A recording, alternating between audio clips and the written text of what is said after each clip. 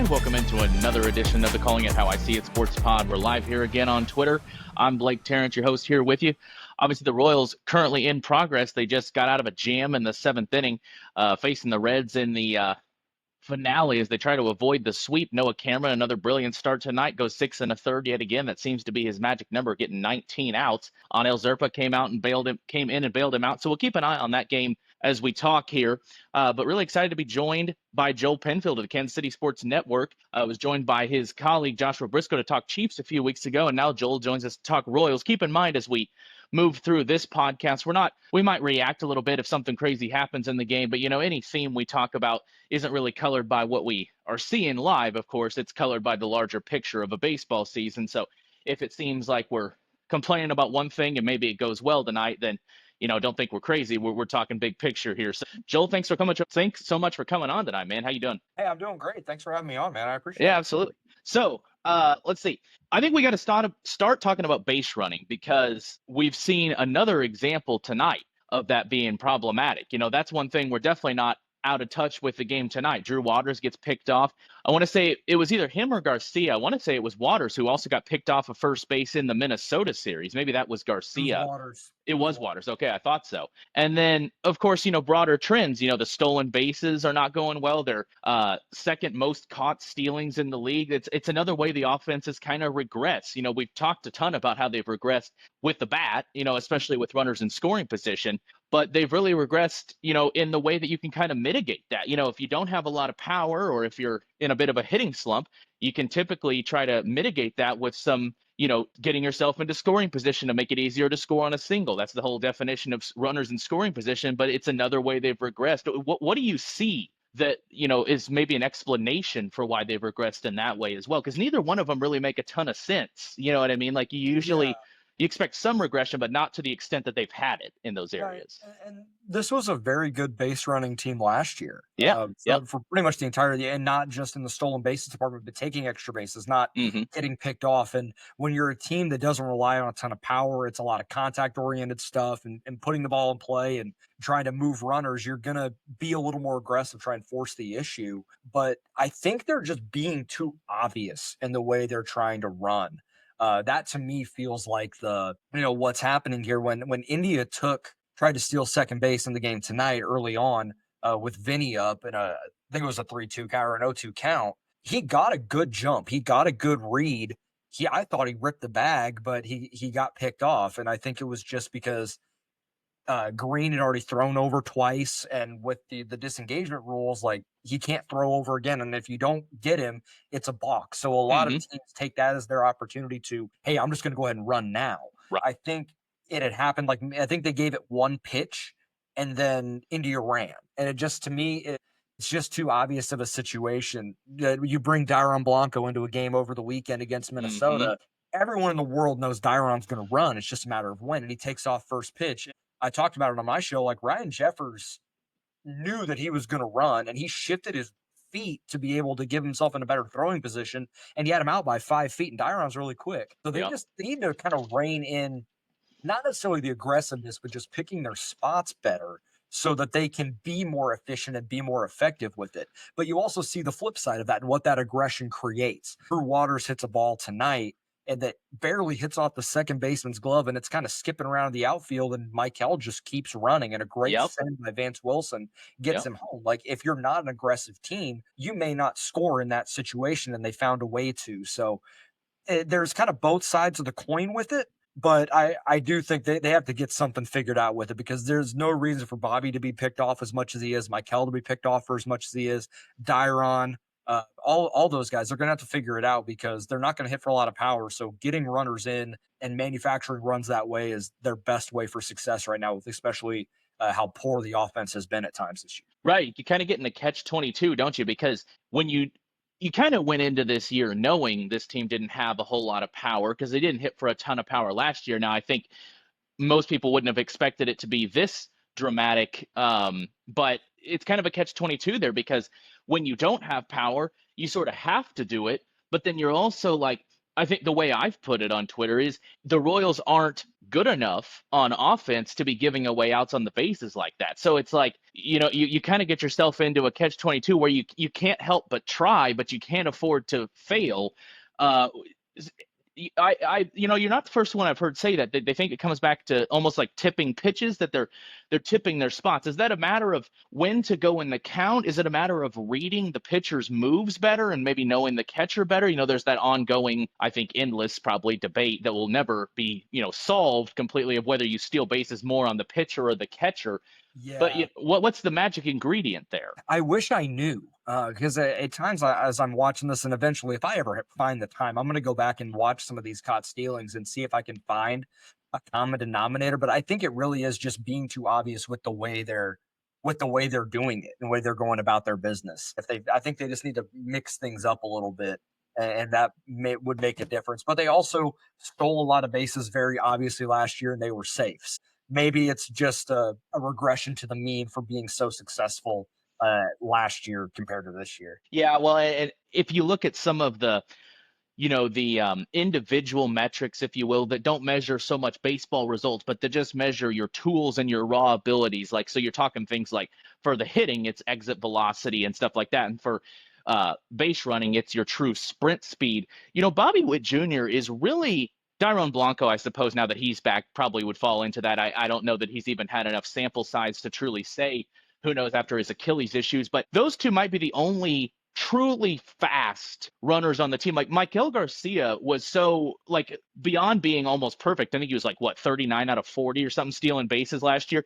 But like the biggest, I think, thing, especially for us stat heads that were so impressive about that is, his sprint speed is like in the low 80 percentiles. Like he's not a burner. And really, Bobby Witt is the only regular player who they have that's a burner.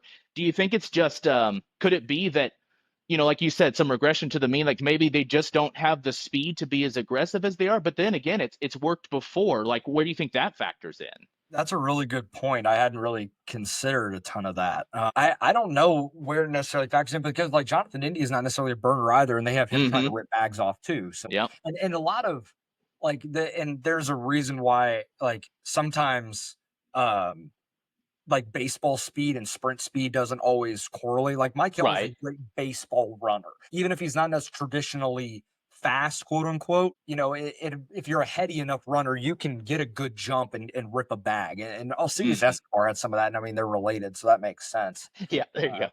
yeah, I guess. Yeah, I guess there's the correlation between those two. Yeah.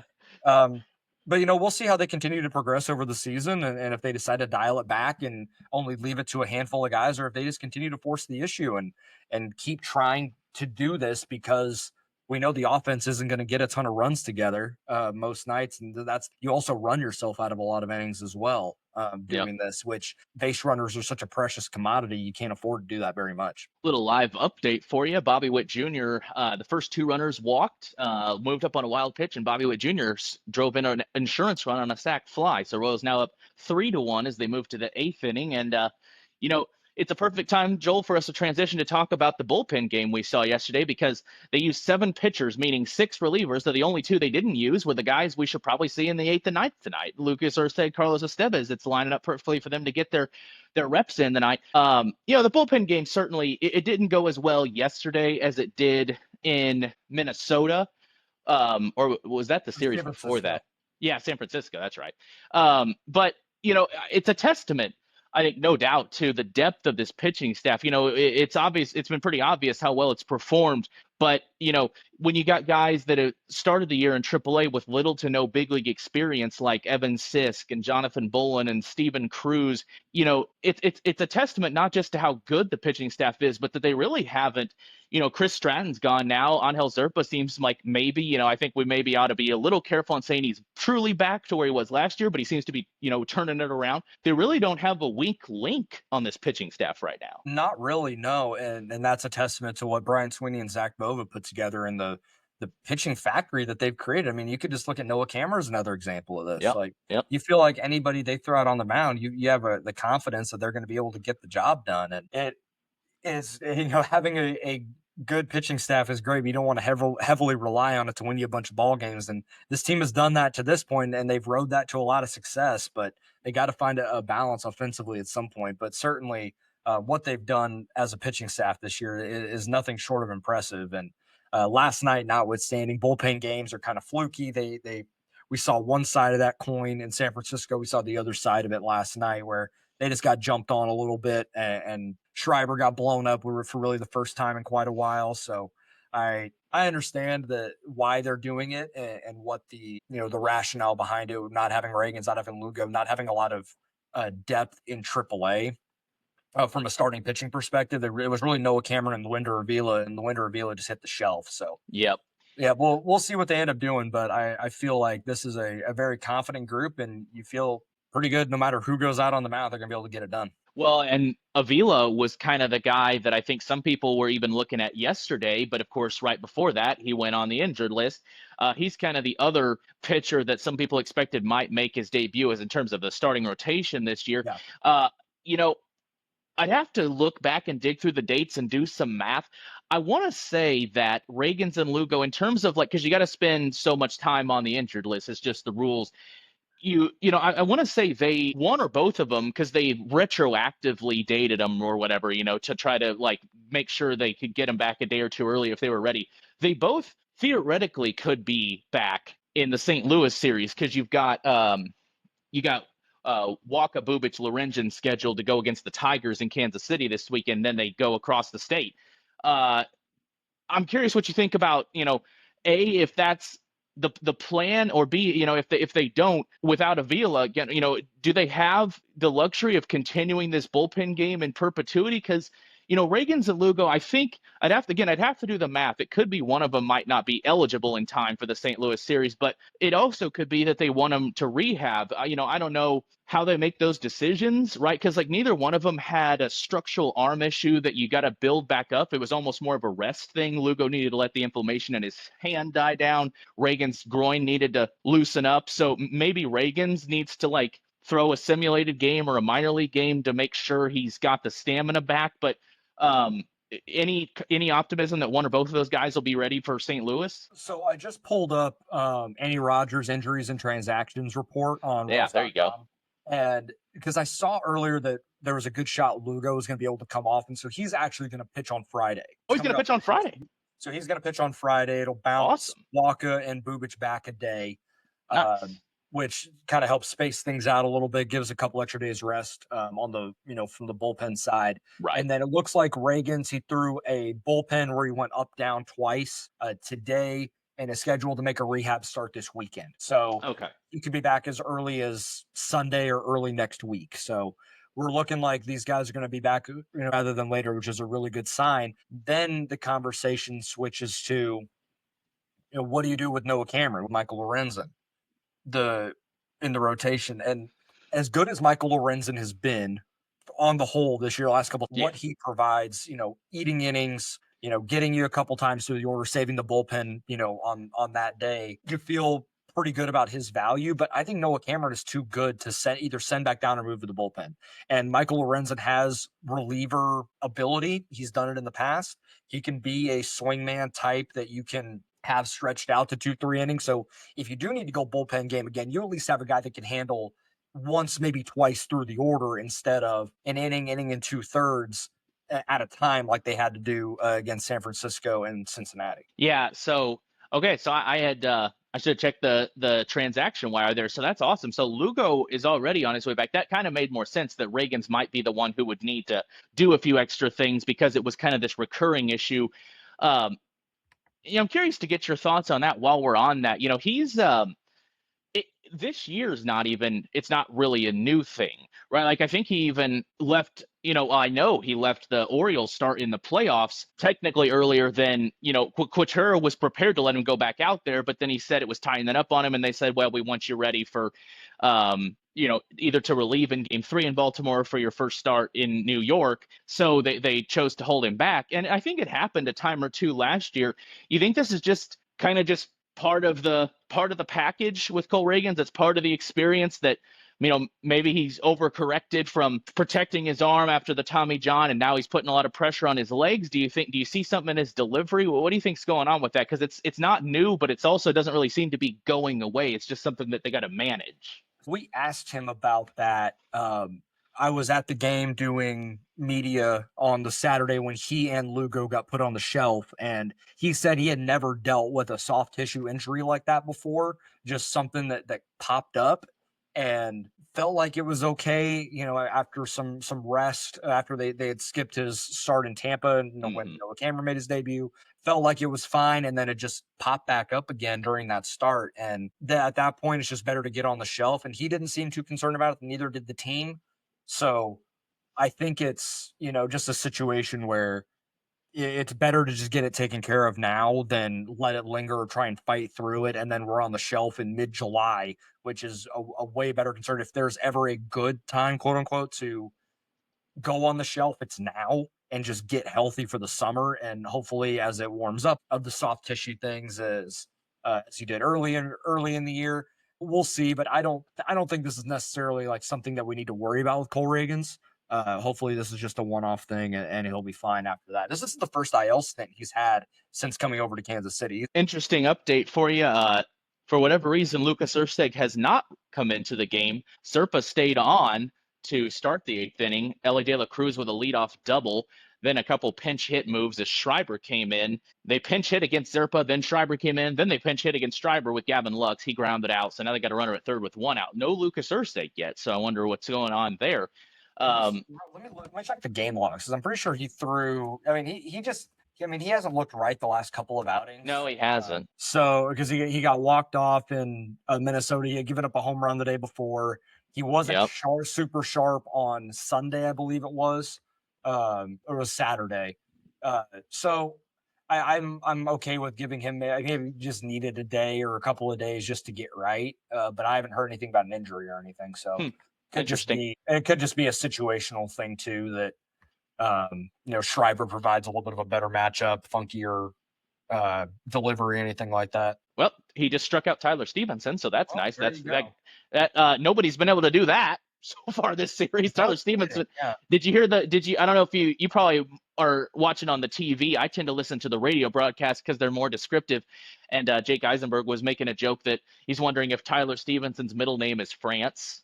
Because it's like Ty France in Minnesota, Tyler here. It's Royals killers. He made a bet with the baseball gods or something. The first two hits he had were like 62 and 67 miles an hour, something crazy like that. Now, as I'm watching, Spencer Steer hits an RBI single, so it's 3-2 now. 3-2.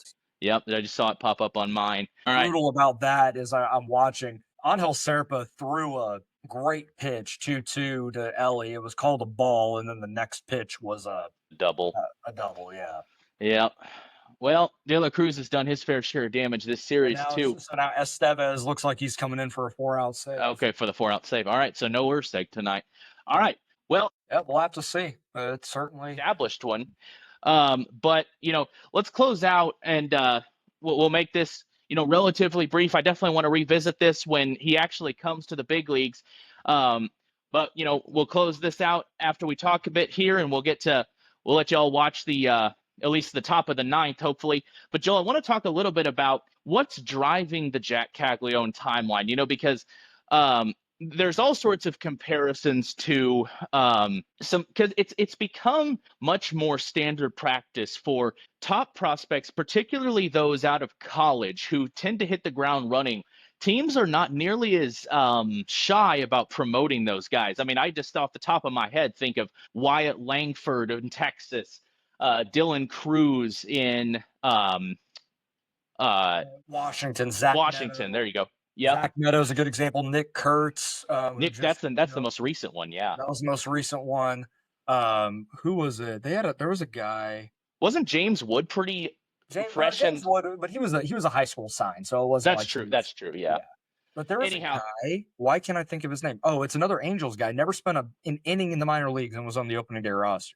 Oh, that's right. Now the Angels are not necessarily the prime example of this, but like they draft high floor, and maybe there is something to this. You draft high floor college guys Nolan Shanuel, Yep. Christian Moore, Zach Neto. That's like, hey, you may need like 100 at bats in the minors, and then you're good to go, man. Like we need you now, because most of the development is going to happen in the major leagues, is where so much of this is going to happen. And the gap in the minor leagues, like talent wise, is wider than it was even, less than a half decade ago. Even when Bobby Wood Jr. was coming up, it was that had widened post COVID and post, you know, shrinking of the like the minor leagues, organizations and leagues and things like that. So that You mean gap, the gap between levels or the gap between the haves and the have-nots in the minors? the gap in talent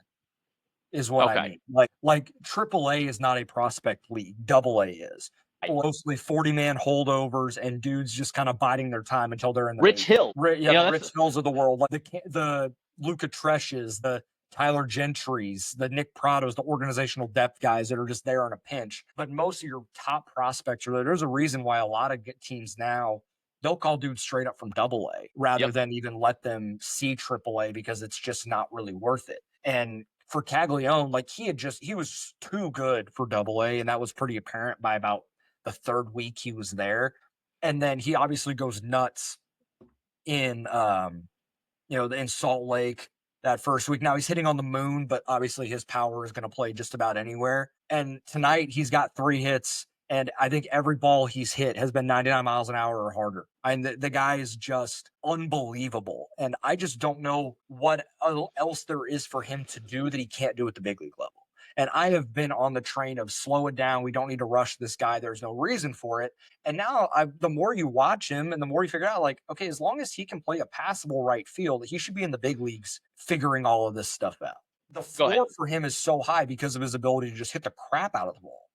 And he's still, and the field to hit is incredibly impressive for an 80 grade power guy. You don't see 80 grade power in a 50 hit tool very often, and he possesses that. So we'll see, how long it is, but I can't imagine it's much longer until he is an impact in the big leagues. Carlos Estevez did get the final out of the 8th inning, got to pop out to third. So we'll chat through this bottom of the 8th, and then we'll let y'all watch the top of the 9th.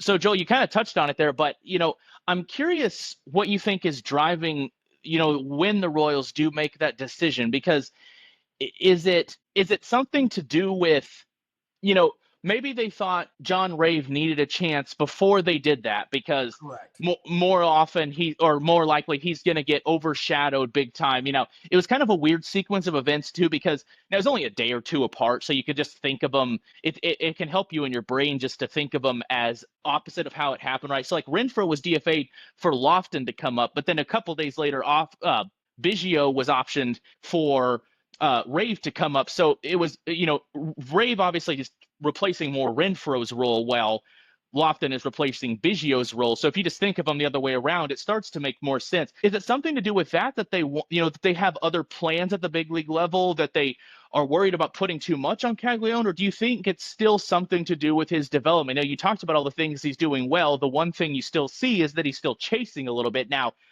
I'm not sure chasing for him is quite the same as it is for other people, because he's such a good, as they say, bad ball hitter. Like, he can chase pitches and still make solid contact, but that's still certainly something he's working on. But as you said, and as I've said on Twitter a number of times, he's going to have to face some challenges and overcome some learning curves and make some development in the big leagues. Nobody arrives at the big leagues at their peak, right? So No, he's going to have to do that. So what do you think's driving that decision? Like, whenever they make it, it could be he could be joining the team in St. Louis. Heck, some people have said maybe even for this upcoming series on Friday against the Tigers. Tomorrow's an off day; it's a good opportunity, But whenever they actually do it, what do you think is like driving JJ Piccolo there? So I think it's a couple of things. First, they're playing him in the outfield a lot more. So it's, can he handle right field or left field passably and not look like a baby deer out there running around? Now, as I've talked about a few times on a few different platforms, we watched Hunter Renfroe play right field for this team for a year and a half. Pretty low bar for what we need to see from him defensively, because we know what he provides offensively. On the offensive side, it really is just swing decisions.